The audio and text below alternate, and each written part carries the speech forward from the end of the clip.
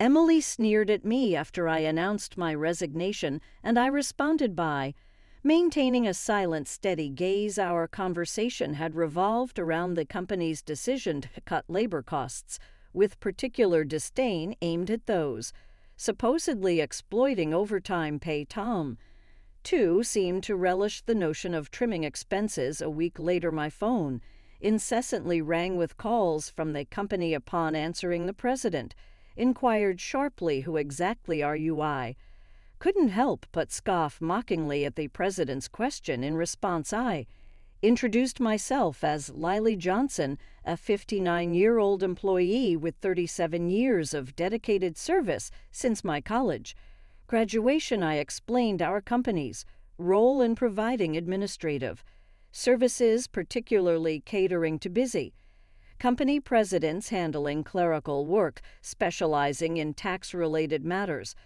I proudly managed 45 clients, so responsibility that had grown overwhelming despite the assistance of a part-timer. Despite the challenges, I couldn't show any sign of weakness. Our clients were long-standing relationships, and their adversities fueled my determination. Today, as I sat in front of my computer, the relentless harassment from Tom and Emily weighed heavily on my mind. Tom, 7 years my junior and now the head of the tax department, had drastically changed his demeanor 3 months ago. Upon promotion, his once polite tone was replaced with condescension and complaints, making every interaction a struggle. Even when I countered, he remained unfazed, instructing me to consult the manual for guidance and warning against unnecessary actions. Emily, Tom's assistant, joined in the harassment, criticizing my efficiency and mocking my rank and file status. Despite being the first to decline a promotion to department head, a fact unknown to Tom and Emily, I committed to completing my regular duties. Their harassment persisted when, with Tom accusing me of increasing overtime, branding it a waste, Emily echoed his sentiment, sighing as she claimed my constant overtime was dragging down the entire tax department's performance. The recent cause of my overtime was Tom unexpectedly leaving a month's worth of client files on my desk to be filed by the end of the month. After work, my face drained of color as I glanced at the files before me. "Wait, these all have deadlines this month, right?" I uttered in confusion. However, before I could grasp the gravity of the situation, Tom was already packing up his desk, completely uninterested in addressing my concerns. "I'm heading out, take care with that," he casually remarked as he swiftly left the office, leaving me with a pile of urgent tasks. Emily followed suit, adding insult to injury with a mocking laugh. The incredulity of the situation weighed on me, and I sighed heavily as I opened the client files scattered on my desk. To my dismay, some of the files were originally Emily's responsibility. The realization deepened my sigh. I understood why Tom had been subjecting me to relentless harassment.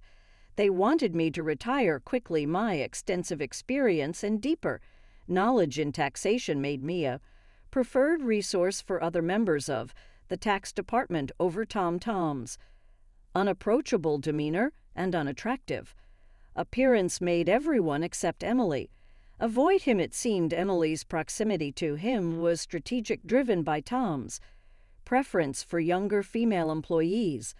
The shallow nature of their thinking sent a chill down my spine. Emily's harassment was not just a personal vendetta. She aimed to curry favor with Tom, the one evaluating the tax department's performance. Despite these challenges, I had to manage the declarations alongside preparing tax declarations for my assigned companies. It seemed today's workload was far from over. However, claiming overtime would only invite complaints from Tom and Emily. Leaving me resigned the prospect of unpaid extra hours. Then, unexpectedly, I received a summons to the president's office. Our company had recently undergone a change in leadership due to the former president's sudden illness.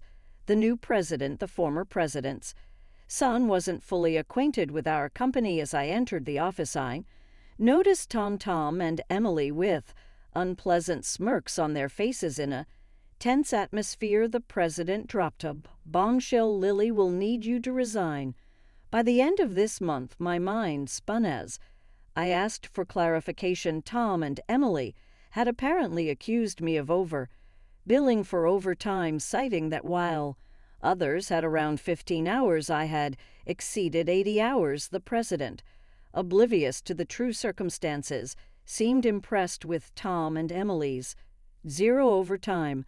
The reality of the situation hit me. The inflated overtime was a result of doing Tom and Emily's work, however revealing. Tom's instructions would risk portraying it as my own inability to manage time. Effectively, I presented the facts, asserting that I hadn't overed for overtime but struggled to finish my workload within regular hours. The president sighed, deeply expressing doubt but acknowledging the lack of evidence to pursue the matter further. Nevertheless, he insisted that they couldn't retain someone working at such a slow pace resigned to the situation. The president suggested my resignation, and it seemed his mind was made up. Told to leave the company I had devoted 37 years to, I felt a weariness settle in. Despite my dedication, the additional workload from Tom and Emily went unappreciated. I agreed to resign at the end of the month, acknowledging that I had already communicated my decision to the president. As I glanced at Tom and Emily, their vulgar smiles reflected satisfaction leaving the president's office. Emily taunted me with a sarcastic thanks for quitting, her sneer cutting through. I responded with a silent stare, facing similar disdain from Tom, who shared his approval of cutting labor costs and labeled me as someone exploiting overtime pay. Observing their cheerful conversation, I pondered the handover process, creating documents for all my clients. I ensured proper farewells and appointments with those I could meet. Personally unable to schedule a meeting with the president, I resorted to letters to inform them of my successor. A week post-resignation, enjoying a moment of relaxation at home, my mobile phone rang.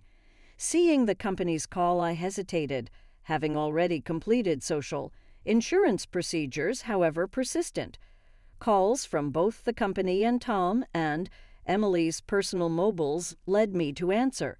Reluctantly lie. As I picked up, the president urgently spoke, asking, "Who exactly are you?" I couldn't help but mockingly reply, "Just an unemployed lady who resigned from the company, nothing else." In response, the president urgently explained the chaos since my departure. 49 calls to stop transactions with the company. He pleaded for my immediate return, revealing a sense of panic in his tone. Reluctantly, I rose from my seat and made my way back to the company. Upon my arrival, I found Tom and Emily waiting, their faces notably pet and dark circles underlining their weary eyes. Surprised by their drastic change in appearance, I inquired about what was happening. Tom glared at me and revealed, "Since you left, we've been bombarded with calls to stop transactions, not just from your clients, but also from prospective companies we were planning to introduce." "What did you do?" Emily echoed the suspicion, expressing dissolution. Men, at the thought of me resorting to underhanded tactics, their haggard appearance suggested the toll handling cancellations. While I had not manipulated the clients, I had a hunch about the reason behind the transaction halts. Considering the inevitability of cancellations, I mumbled my thoughts aloud. Tom, however, accused me outright, insisting I had orchestrated something. He demanded I go to the president's office immediately, forcefully escorting me there. Upon entering the president's office with Tom and Emily, the president greeted me with a direct look in his eyes. "Tom," declared president, "I brought her," with an air of authority, while Emily hurriedly followed suit. Ignoring their accusatory tone, the president questioned me about the abrupt halt in transactions After my departure, I took a deep breath and explained our clients don't need us to manage their taxes. There are tax accountant firms that offer cheaper services. As they continued with us, because of me, Tom snapped back, questioning my self-worth, and Emily taunted me, both challenging my value to the company. Undeterred, I elaborated on my unique approach, offering tailored tax saving strategies that resonated with our clients. Tom dismissed it as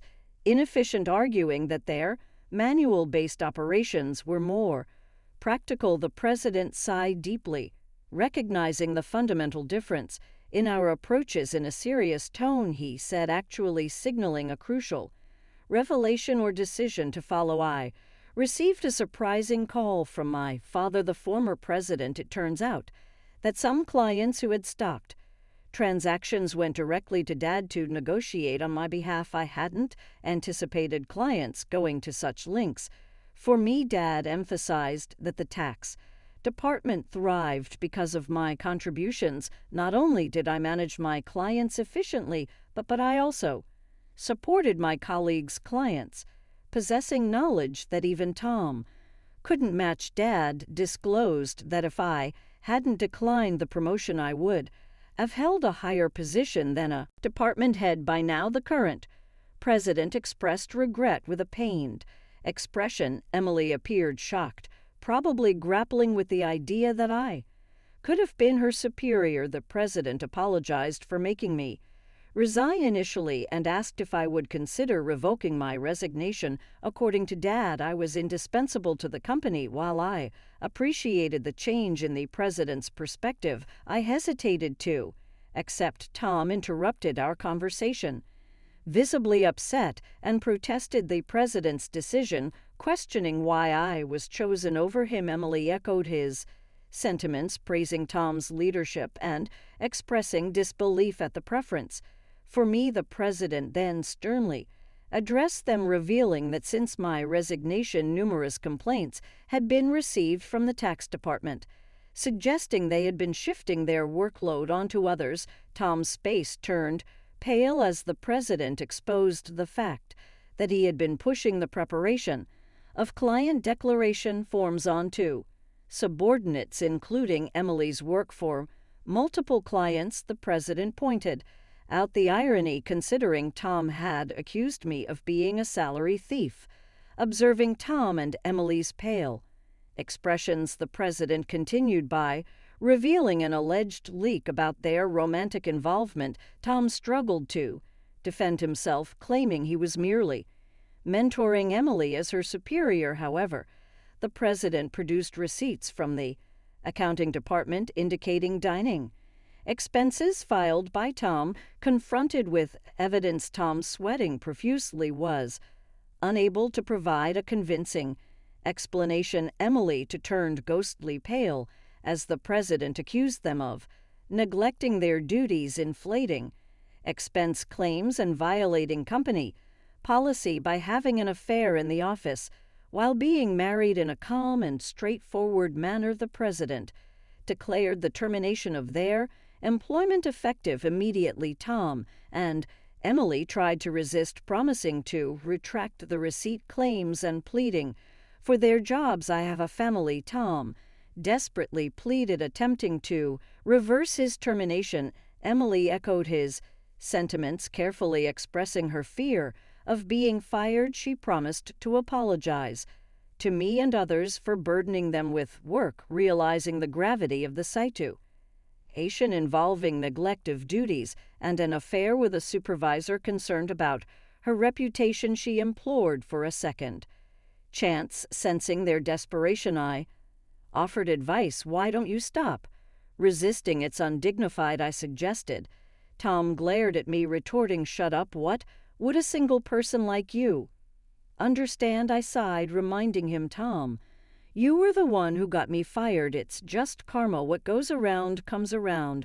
Why don't you take some responsibility and reflect a bit? Frustrated, Tom looked away while Emily bit her lip in distress, aware of more details about their misconduct. I turned to the president, asking with a smile if I should share Them Tom and Emily frantically tried to stop me fearing further exposure. I issued an ultimatum warning them that wrongdoings would eventually come to light, urging them to face reality before it worsened at my word.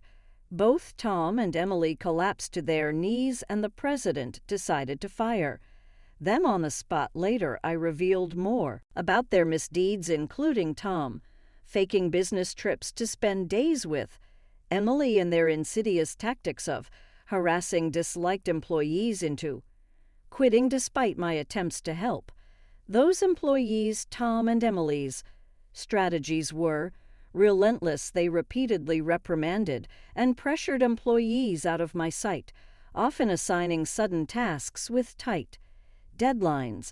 The resigned employees had initially asked me to keep quiet, but since they were now happily working elsewhere, I decided it was time to speak up. The president, furious at my revelations, expressed anger about cutting Tom and Emily's final salary. He planned to thoroughly investigate past inflated expense claims. Tom, with tears in his eyes, thanked the president not to cut his salary, fearing the impact on his family.